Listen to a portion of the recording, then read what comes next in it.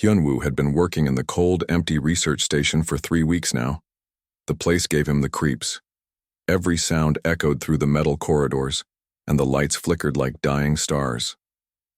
But he couldn't leave.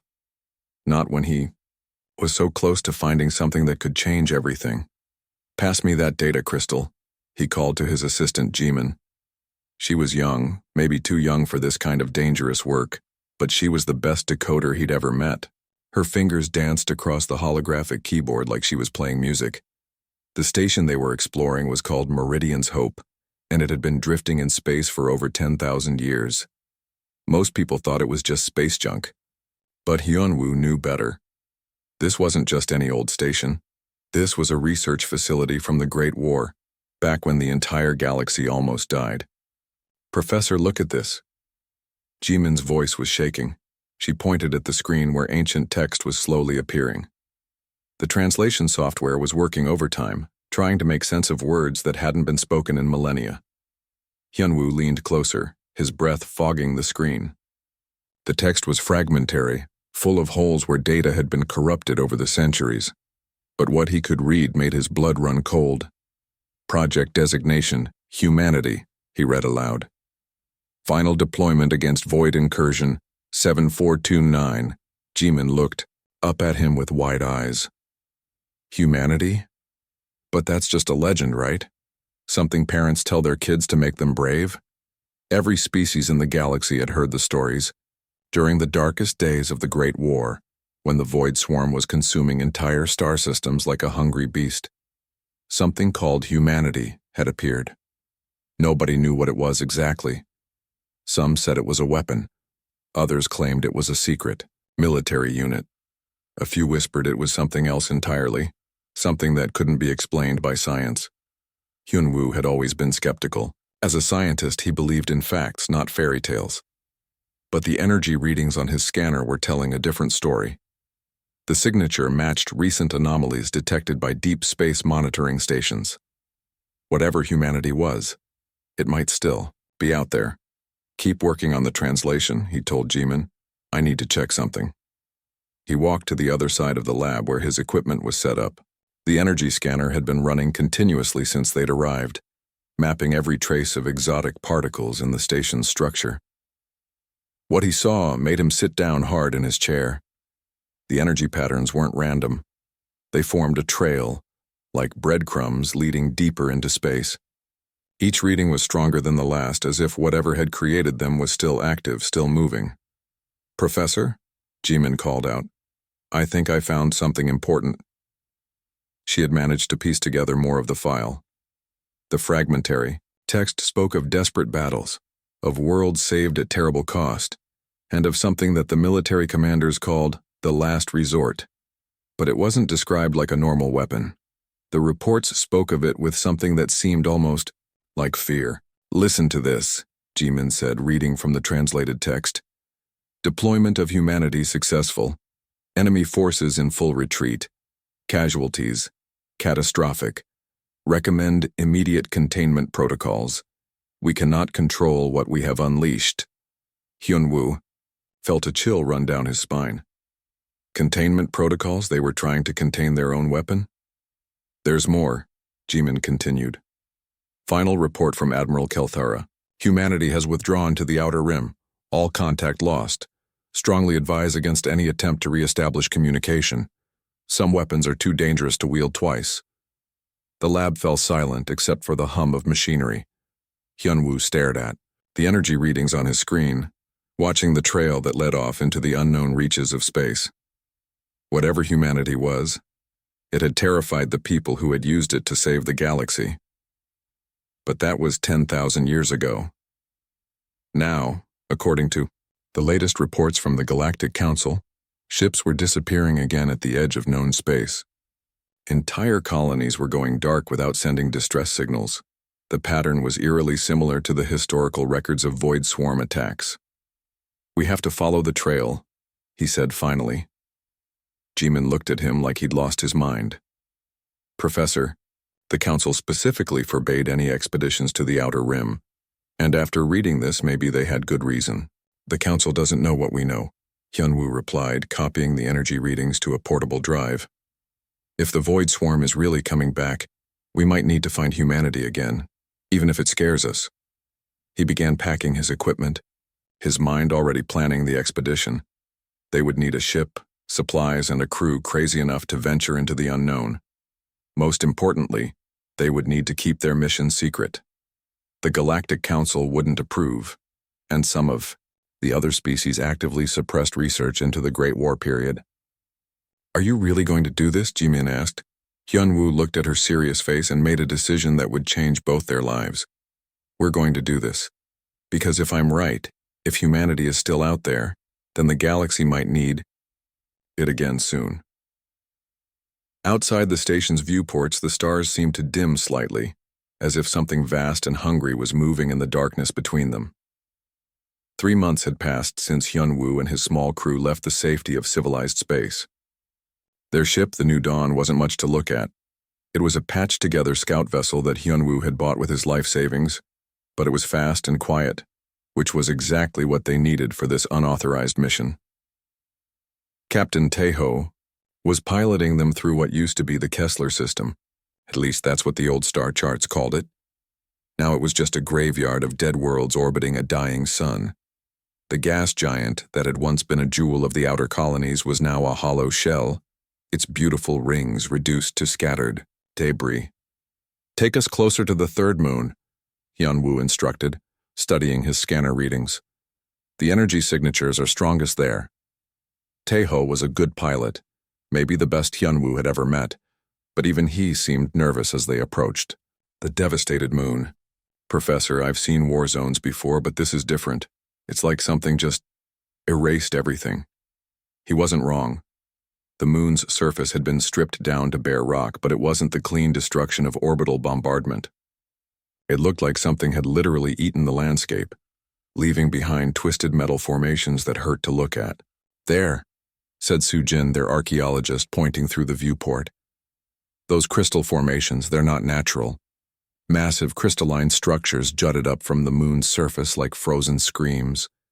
They were beautiful in a terrifying way, catching the light of the distant sun and throwing it back in strange colors that didn't quite make sense. Dong-hyun, their engineer, was already suiting up for EVA. I'll take some readings. Maybe we can figure out what made these things. Careful, Hyunwoo warned. We don't know what kind of radiation these crystals might be giving off. As they landed on the moon's surface, the silence was deafening. No wind, no atmosphere, just the sound of their own breathing in their helmets. Sujin approached the largest crystal formation, her scanner beeping frantically. Professor, these readings don't make sense, she called over the comm. The crystals are giving off some kind of psychic resonance. It's like they're storing memories. Before Hyunwoo could warn her not to touch anything, Sujin had already placed her gloved hand against the crystal's surface. The reaction was immediate and terrifying. She screamed and fell backward, her body convulsing as images flooded her mind. Through their shared comm link, the rest of the crew caught fragments of what she was seeing. Bipedal creatures with pale skin fighting against writhing shadows that seemed to devour light itself.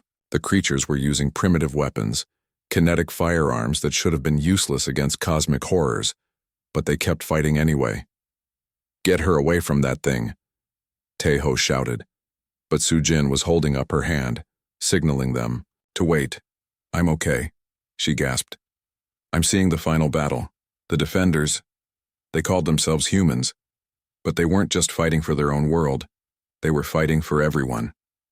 The visions continued to flow through the crystal. Hyunwoo saw flashes of the human defenders, their faces dirty and determined, standing in front of evacuation ships filled with refugees from a dozen different species. They could have fled, could have saved themselves, but they stayed to buy time for others to escape. They knew they were going to die, Sujin whispered, but they stayed anyway. Even when the darkness came for them, they kept fighting. The crystal finally released her and she stumbled backward into Dong-hyun's arms. Her face was pale, but her eyes were bright with understanding. The energy readings, she said, looking at Hyunwoo. They're not from weapons or technology. They're from the humans themselves.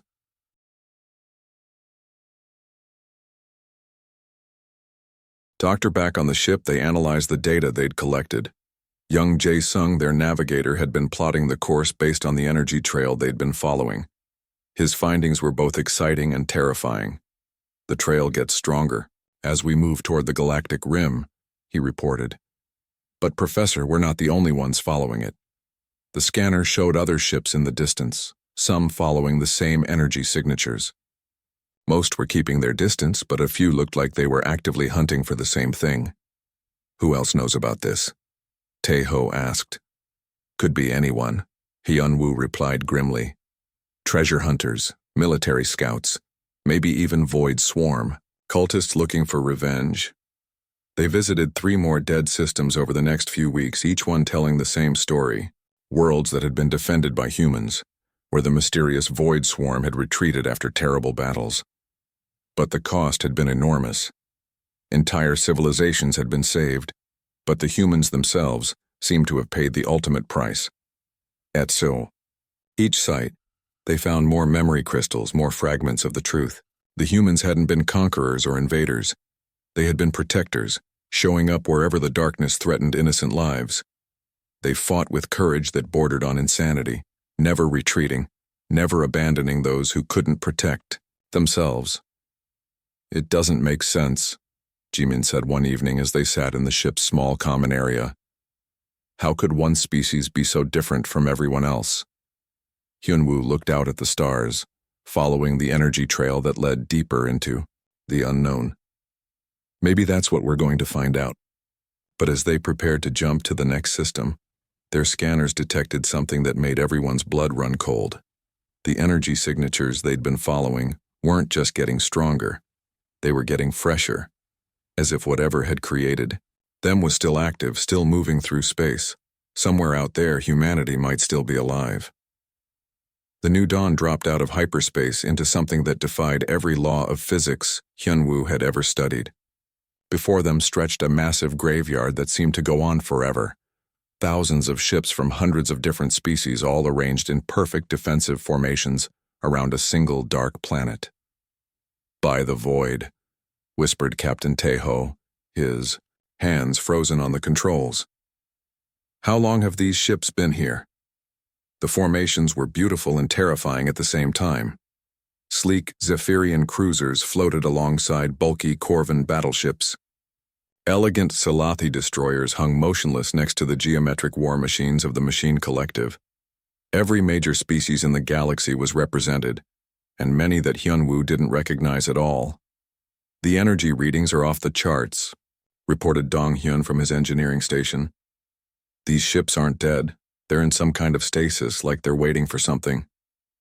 Young Jae-sung was studying the formation patterns on his navigation screen. Professor, this isn't random. Look at the positioning. It's a defensive formation, but not against an external threat. They're all pointing inward, toward that planet. The planet at the center of the formation was unlike anything they'd ever seen. It was perfectly spherical, its surface so black it seemed to absorb light rather than reflect it. But there was something else there, something that made their instruments go crazy and their heads ache just from looking at it. There's something artificial in orbit around the planet, Soo-jin announced, her voice tight with nervous excitement. It's huge, and it's scanning us. The thing that emerged from behind. The dark planet was impossible to describe properly. It looked like a massive cathedral made of metal and light, with geometric patterns that seemed to shift and change as they watched. But there was something organic about it too, as if living tissue had been woven into its structure. Unknown, vessel, a voice suddenly filled their minds, bypassing their communication systems entirely. You seek that which should not be found. Turn back while you still can. Tae-ho's hands moved to the weapon controls, but Hyun-woo stopped him. Wait, let me talk to it. We are researchers, Hyun-woo broadcast on all frequencies. We're trying to understand what happened during the Great War. We're not here to cause trouble. The response came not through their radios, but directly into their consciousness, as if the entity was speaking from inside their own thoughts. I am called the Remnant, the voice said, heavy with the weight of countless centuries. I was left here to guard what mortals call humanity, to ensure it never again brings ruin to the galaxy. Jimin grabbed Hyunwoo's arm, her eyes wide with fear and excitement. It's talking about humanity like it's a real thing, not just a legend. The remnant seemed to hear her thoughts. Oh, it is real, young one. More real than you can possibly imagine. The ships you see before you belong to those who came seeking it as you do now. They learned the truth and chose to stay as guardians, rather than risk unleashing it again. Donghyun was frantically scanning the entity, his cybernetic implants sparking as they tried to process the data. Professor, this thing isn't fully artificial. There's biological components integrated into its core structure. It's part machine, part something else. I was once like you, the remnant continued, its voice carrying notes of ancient sadness. A seeker of knowledge, a believer in the power of understanding. My species called me Keththalan the Wise. Now I am simply the remnant of what I once was, bound to this duty by choice and necessity. Images began flowing directly into their minds, clearer and more vivid than any hologram. They saw the final days of the Great War, when the Void Swarm had consumed 3/4 of the galaxy. Desperate military commanders had activated something called Project Humanity, expecting a superweapon or a secret army. What they got was something far different and far more dangerous. Humanity is not a weapon in any sense you understand, the remnant explained as the images continued. It is a force of nature, a fundamental aspect of reality that some species carry within them. It cannot be controlled, only awakened. And once awakened, it spreads like wildfire through the quantum foam of existence. Hyunwoo saw flashes of what had happened when humanity was first deployed. The humans hadn't used advanced technology or psychic powers. Instead, they had done something much simpler and infinitely more dangerous. They had inspired other species to be better than they thought possible. The effect was unstoppable, the remnant continued.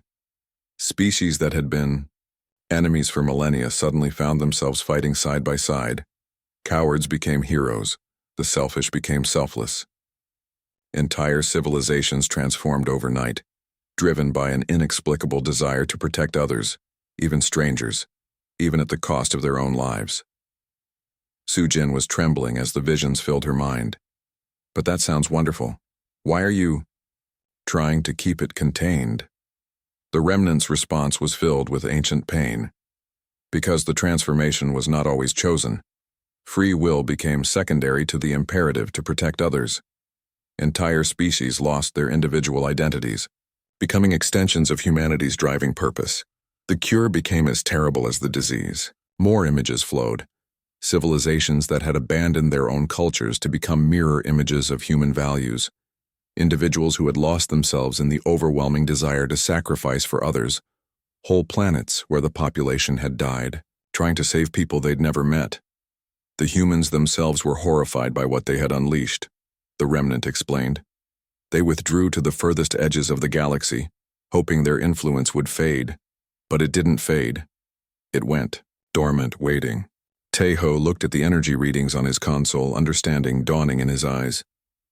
The disappearances at the galactic rim, the colonies going dark, it's starting again, isn't it? The remnant's massive form pulsed with troubled light. The Void Swarm stirs once more. They have learned from their defeat, evolved beyond what they once were, and in response, humanity begins to wake from its long sleep. Hyunwoo felt his heart racing. Then we need to find them. If the Void Swarm is coming back, maybe we need humanity's help again.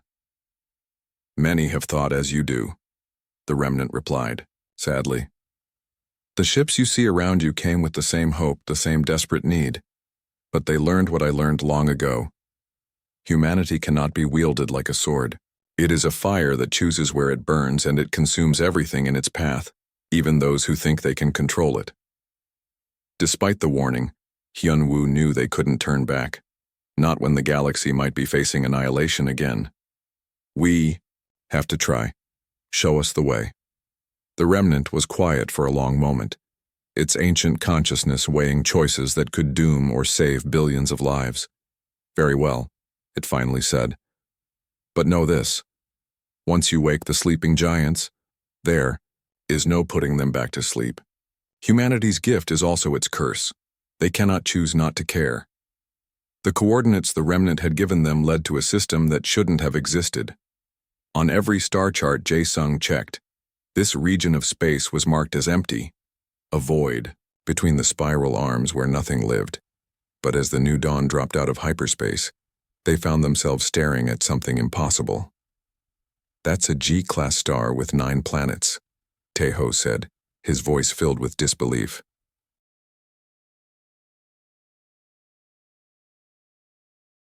Dong-hyun was running every scan he could think of, his instruments giving readings that made no sense. There's some kind of perception filter around the whole system. It's not cloaking technology. It's something that makes other minds simply forget this place exists. The third planet from the sun was the most beautiful world any of them had ever seen. Blue oceans covered most of its surface, with green and brown continents visible through swirling white clouds. It looked like something from a paradise simulation, too perfect to be real. Life signs everywhere, Soo-jin reported, her voice full of wonder. Complex ecosystems, massive cities, and, oh my stars, the population readings show over 7 billion individuals. Jimin looked up from her communication console, her face pale with excitement. "Professor, I'm picking up electromagnetic transmissions, radio waves, television broadcasts, primitive internet signals. This species is pre-spaceflight, but they're technologically active." Hyun-woo stared at the planet, his mind racing. According to everything they'd learned, this should be where they'd find the legendary humanity. But the beings down there seemed completely ordinary, unaware that the rest of the galaxy even existed. "Take us closer," he ordered. "But stay in orbit, let's not scare them." As they approached the planet, Young-ho began monitoring the transmissions more closely. What he found made everyone gather around his station in amazement. "They call themselves humans," he announced. "And Professor, their culture is incredible.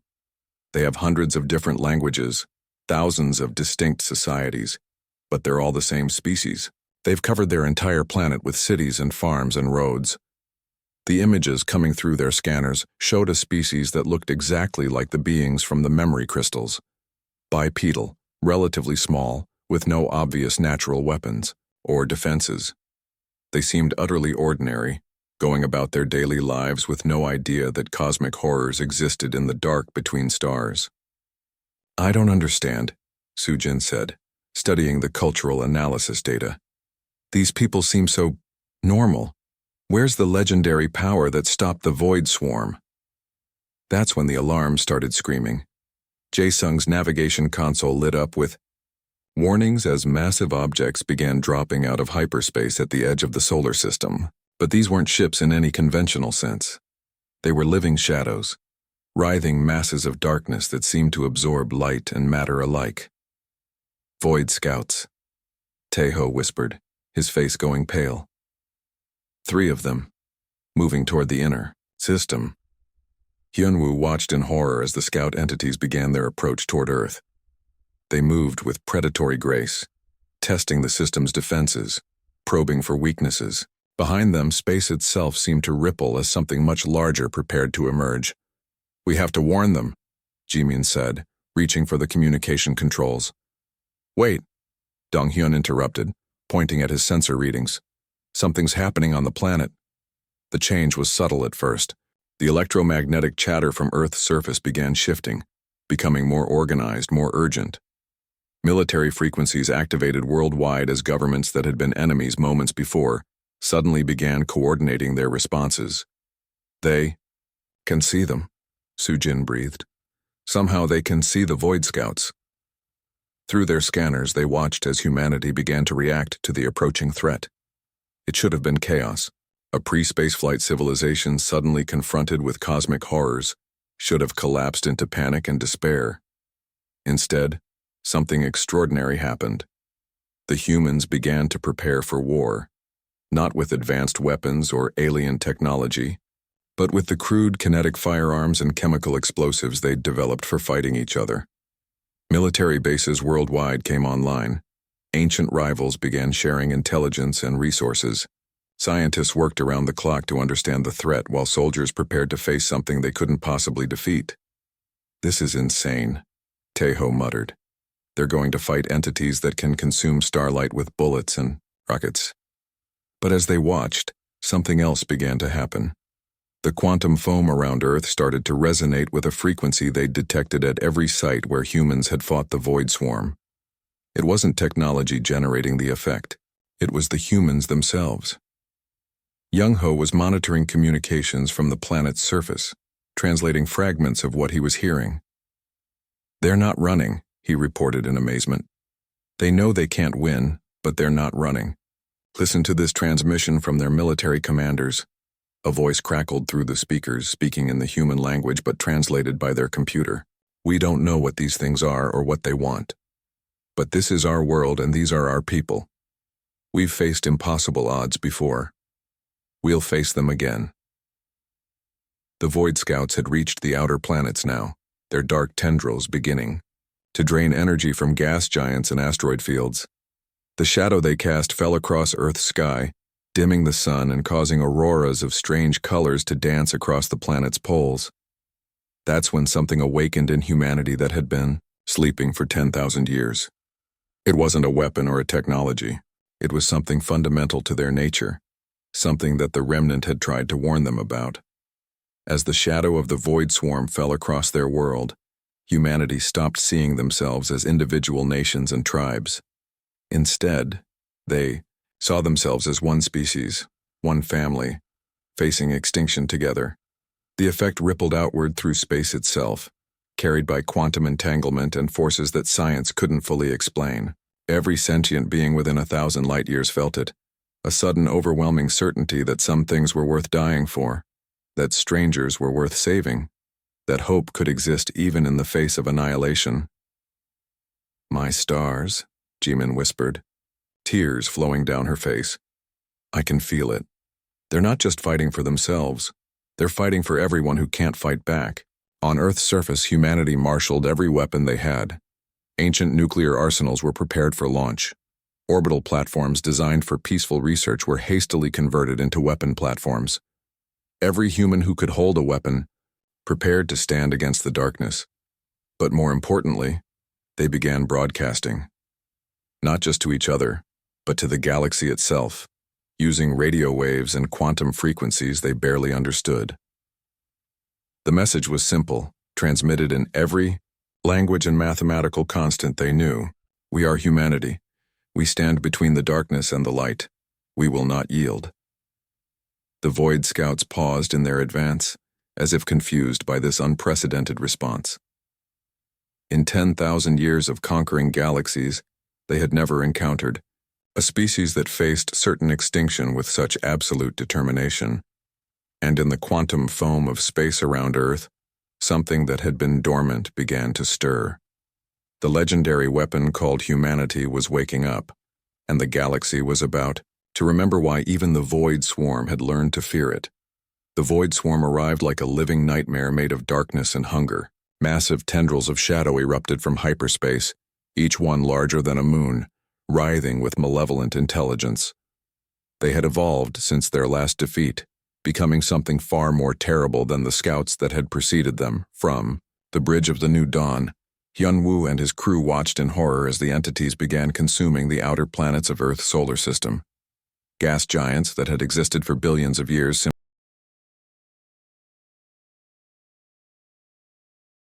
"How can they fight that?" Jimin whispered, staring at the primitive human vessels rising from Earth's surface. Chemical rockets and crude space stations, laughably inadequate against cosmic horrors that could devour stars. But the humans weren't retreating. As the shadow fell across their world, they did something that defied all logic and reason. They launched everything they had. Nuclear missiles streaked toward the advancing darkness, their warheads detonating in brilliant flashes that seemed pathetically small against the vast tendrils of the Void Swarm. Space stations fired kinetic projectiles that bounced harmlessly off entities made of living shadow. Fighter jets flew impossible missions into the vacuum of space, their pilots knowing they would never return home.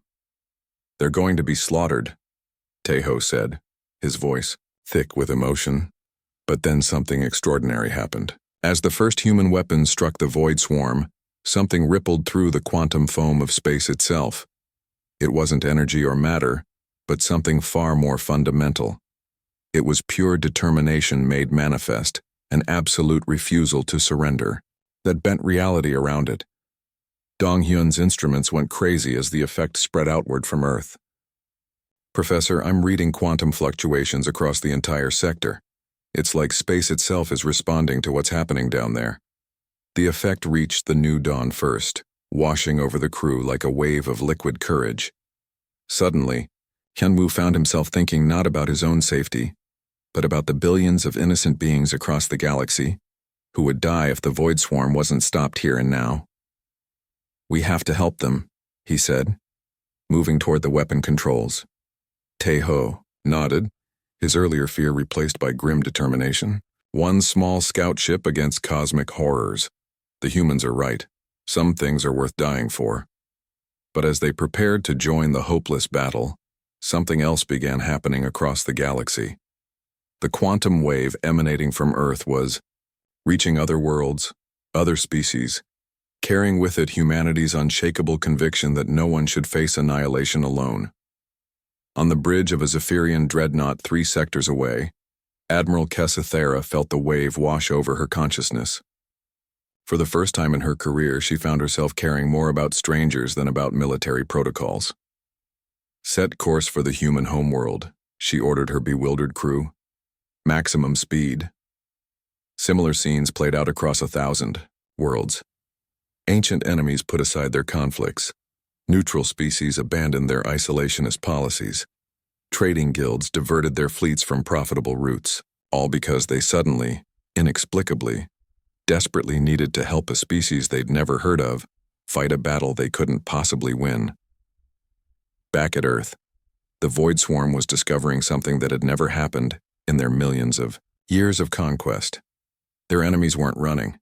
Every time they destroyed a human vessel, 2 more appeared to take its place. When they consumed a space station, the humans built another one. The more hopeless the situation became, the more fiercely humanity fought back. "It's not the weapons," Sujin realized, watching the battle unfold. "It's them. The humans themselves are the weapon." She was right. As the crew of the New Dawn watched in amazement, they saw the true nature of humanity's legendary power. It wasn't technology or psychic abilities. It was something much simpler and infinitely more dangerous. Humanity's gift was their absolute inability to accept that some people didn't matter. Faced with the extinction of everything they'd ever known, they fought not just for themselves, but for every living being in the galaxy. Their determination was so pure, so completely selfless, that it became a force of nature. The quantum effect continued to spread, reaching species that had been locked in bitter wars for centuries. Corvan battle fleets that had been preparing to attack Salathi colonies suddenly found themselves flying in formation toward Earth instead. Machine collectives that had viewed organic life as inferior began calculating how to best protect biological species from extinction. "Look at the scanners," Young-ho called out, his voice full of wonder. "Ships are coming from everywhere." The display showed hundreds, then thousands of vessels converging on Earth's solar system. Every major species in the galaxy was represented, along with many that Hyunwoo had never seen before. They came not because of treaties or alliances, but because something in humanity's desperate stand had reminded them of who they could be. The Void Swarm, ancient enemy of all life, found itself facing something it had never encountered before: a united galaxy, fighting not for conquest or territory, but for the simple right of others to exist. Species that had been enemies for millennia stood together, their weapons trained on the darkness, but it was the humans who led the charge. Even as their homeworld burned under the Void Swarm's assault, they continued broadcasting their message across the galaxy. Not a call for help, but a promise. "We stand between the darkness and the light. We will not yield." The battle that followed was unlike anything in galactic history. It wasn't won by superior technology or brilliant tactics. It was won by something the Void Swarm couldn't understand or counter. Every time they destroyed a ship, the surviving crew fought harder. Every time they consumed a world, the remaining defenders became more determined. For the first time in cosmic history, the darkness began to retreat. "They're pulling back," Tejo reported in disbelief. "The void swarm is actually retreating." But the victory came at a terrible cost. Earth's surface was scarred and burning. Billions of humans had died in the defense of their world. Yet somehow, impossibly, they had won. As the combined galactic fleet pursued the retreating void swarm, Hyunwoo finally understood what the remnant had tried to tell them. Humanity wasn't a weapon to be found or controlled. It was a reminder of what all sentient life could become when it remembered that strength meant protecting those who couldn't protect themselves. The legendary weapon had been within every species all along. They just needed humanity to help them remember how to use it. In the aftermath of the battle, as rescue ships from 100 worlds converged on Earth to help with the rebuilding, Young-ho intercepted a transmission from the planet's surface. A human voice, tired but unbroken, speaking to the galaxy. "Thank you for coming," the voice said simply. "We couldn't have done it alone." But they could have, Hyunwoo realized. That was the point. Humanity would have fought to the last breath, for the last person, even if no help had come. And that absolute refusal to abandon others, that unshakable determination to stand against the darkness, had become a light that illuminated the entire galaxy. The weapon called humanity wasn't a tool of destruction. It was hope made manifest, courage given form, the simple truth that some things were worth dying for. And now, thanks to one small, blue planet and